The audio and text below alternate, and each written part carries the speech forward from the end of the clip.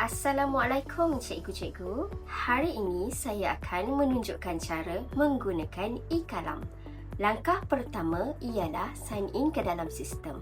Guru perlu memasukkan email e-kalam masing-masing untuk log masuk. Untuk makluman, setiap guru telah diberikan akaun dan email e-kalam sendiri. Oleh itu, sila gunakan email tersebut semasa proses log masuk. Password e-kalam adalah sama untuk semua guru. B huruf besar, P huruf kecil, tanda seru, alias 2025. Selepas cikgu-cikgu log masuk, paparan Google akan dipaparkan. Seterusnya, type e-kalam pada ruangan carian dan tekan butang search. Kemudian, cikgu-cikgu akan menemui paparan Welcome to e-kalam.